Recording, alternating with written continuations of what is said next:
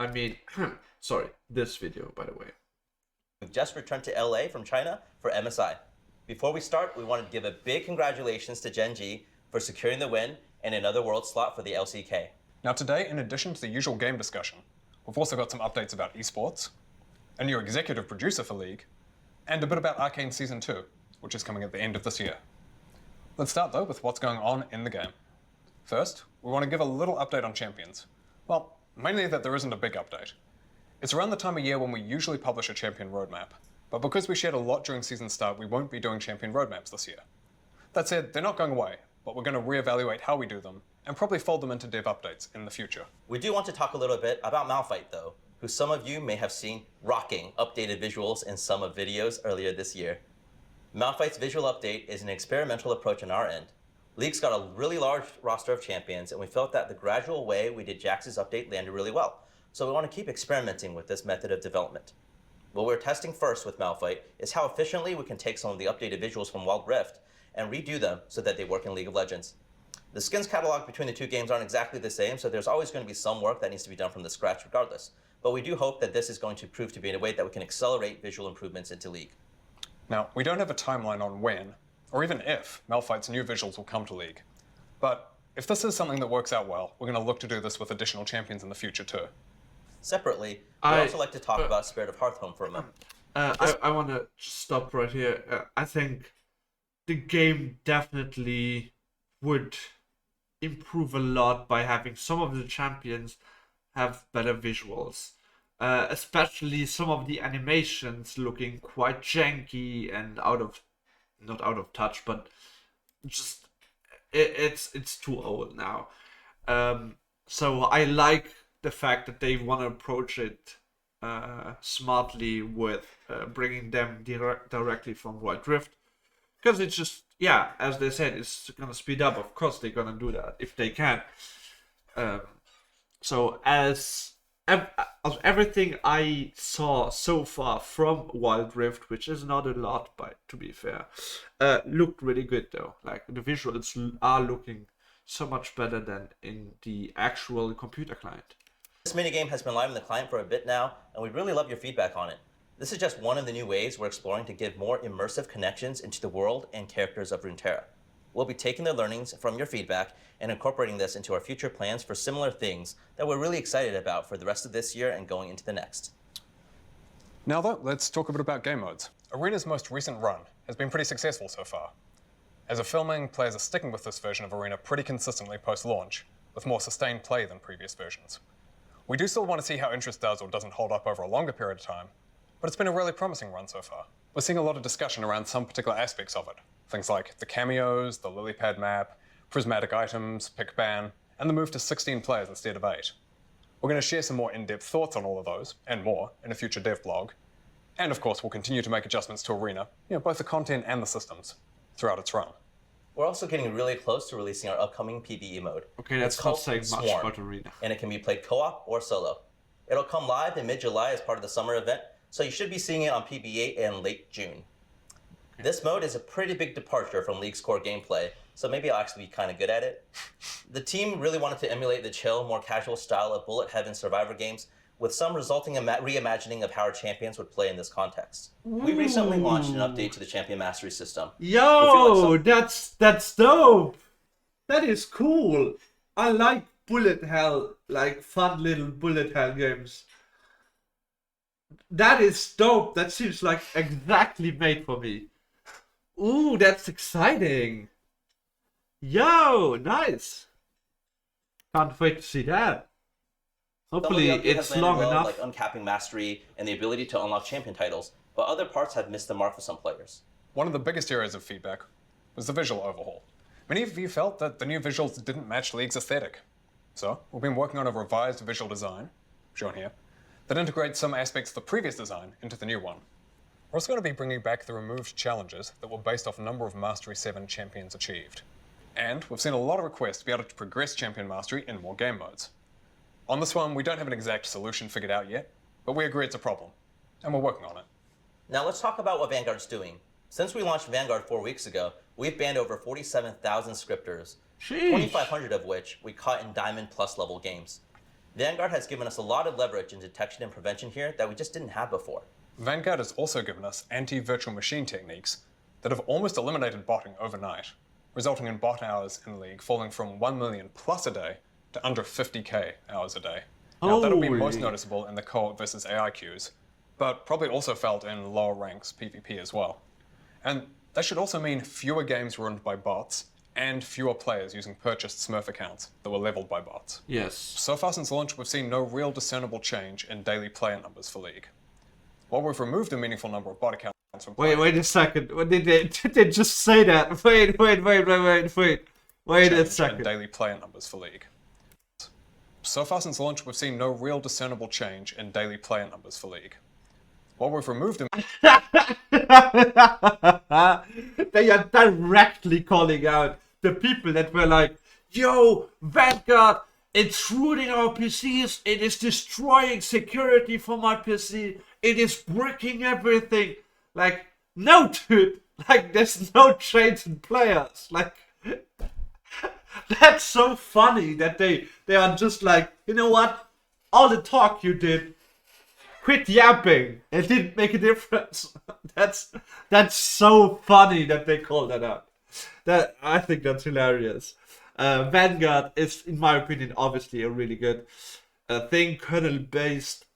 I know that I missed kind of the discussion, but kernel-based anti-cheat software is done by pretty much every competitive game now. It is done by Fortnite, it is done by Sea of Thieves, it is done by Call of Duty, it is done by Tarkov, it is done by so many other games. Now Valorant was already a thing, now it's League. It is just the thing that has to happen. There's no like, oh my gosh, Riot Games are going too far. No, Riot Games is not even the first company who does it. It's a normal thing now. We need to have that because cheating is that good now. So, yeah, all the Vanguard hate. If Vanguard has really big issues and are bricking PCs, then that is definitely a problem, obviously. But as a whole, for the ecosystem of League of Legends, Vanguard is definitely the right play. There's no question about it. a meaningful number of bot accounts from play, actual human engagement is actually up a bit over the past month. Now, we still know that this was a big change for League, so we're planning to continue giving you updates from the anti-cheat team on Vanguard and all things cheating related over time. We'll also have the anti-cheat team in the next dev update for a deeper dive. All right, that's it for us. We'll pass things over to Chris and John to share some updates about League esports. Hey everyone, I'm John Needham, President of Esports at Riot Games.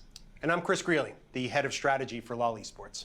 Hey Chris, I had an amazing time in Chengdu at MSI. Yeah, the tournament was great this year. I mean, Andre and Pooh stole our thunder, but what they failed to mention is that this year's MSI broke every viewership record we have ever had. Nice. MSI. It was we took a lot of definitely the best feedback from the MSI. community last year, It was and our great. format changes this year were really well received. Yes. So I want to say thank you to all of our pros who made the trip to China to compete, and to everyone who tuned in to watch for this MSI. Yeah, it was amazing. Earlier this year, I shared an update to our team partnership model for the LCK, LCS, and LEC, and how we're changing the way our revenue model works with a focus on sharing digital revenues with the teams that compete in our Tier 1 leagues. Today, we wanted to share the next phase of our plans, a unified split structure for all of our leagues, the addition of a third international event to our calendar, and proposed changes to our leagues in the APAC and Americas regions. Wait a second. Okay.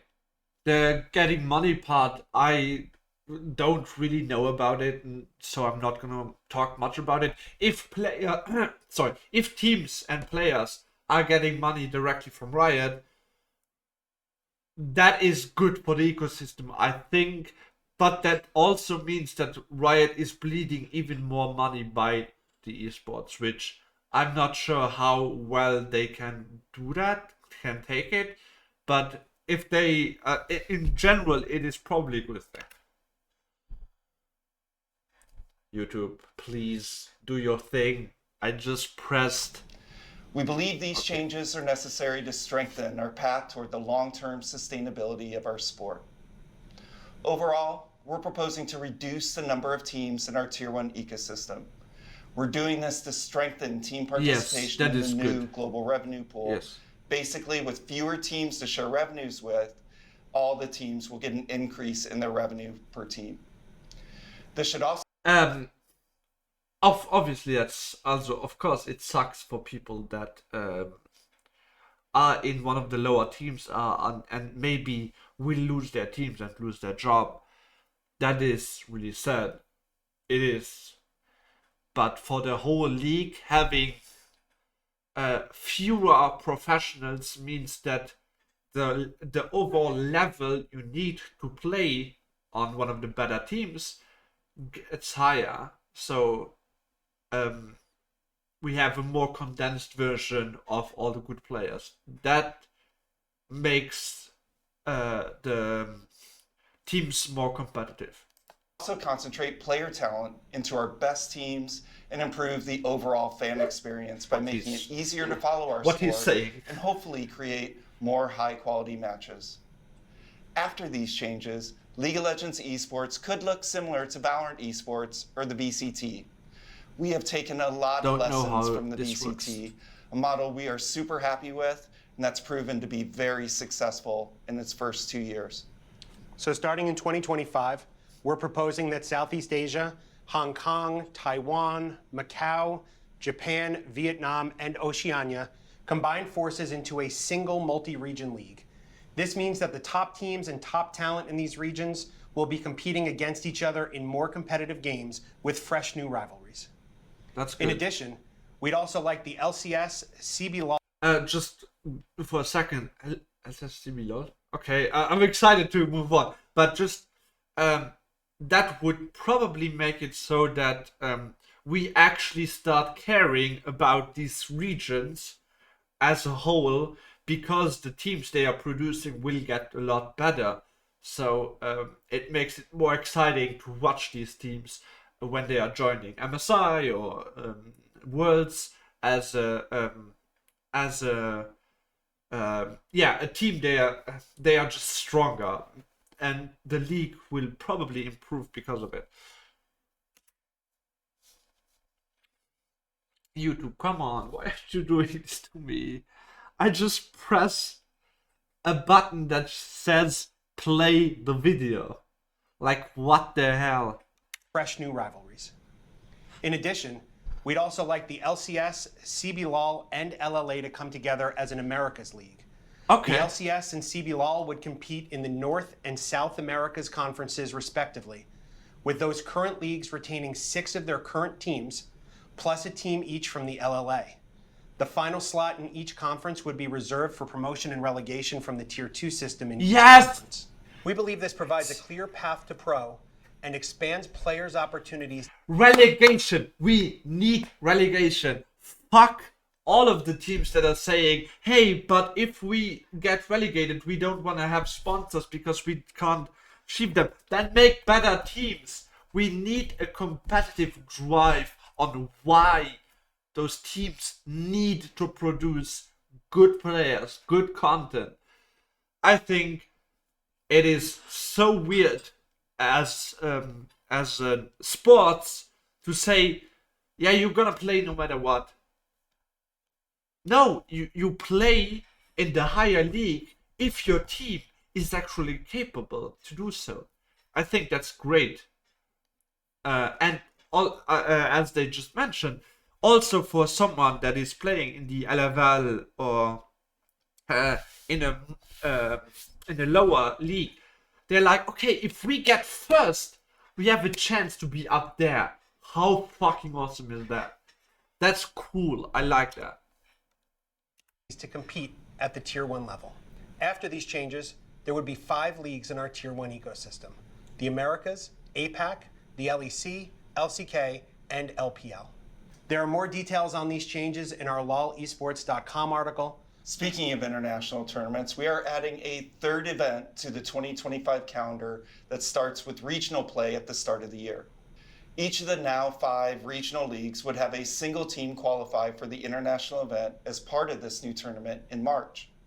We'll get to watch the best team from each region play against every other region in a round-robin format before crowning a champion through a bracket stage. Yeah, it's going to be super exciting. We're going to use this tournament as a way to experiment with different competitive formats. Yes, please, Fearless Draft. We need Fearless Draft. Please, have Fearless Draft. I hacking love Fearless Draft. And full force Fearless Love. Not like this whiny ass beta, half Fearless Draft and half not. No, we need full force Fearless Draft. Please. For 2025, we'll be using a version of Fearless Draft Mode in the regional and international portions of the competition. Fearless is going to be so cool. Yeah. Very Yes! excited about that. Oh, best Finally, news. with the addition of this new international tournament, we're using this as an opportunity to refine regional split structures. Going forward, each region will open the year with the new tournament or tournament split, and then continue on to 2 slightly shorter splits throughout the year, which will end with MSI and a regional championship, respectively. Champions from each region will be crowned at this regional league championship rather than at the end of each split. And of course, the season will culminate, as always, with Worlds. Now, before we talk about Just about the whole thing. Most of the changes sound good, but I want to see like an actual bracket stage on how this actually looks like in the run. But from the sound of it, I'm super excited, super happy to see that. Kane in a moment, I'd like to introduce somebody. He's a special guest today, but he's going to be a recurring presence on the dev updates going forwards. This is Paul Beleza, and he's our new executive producer for League of Legends. Thank you, Andre.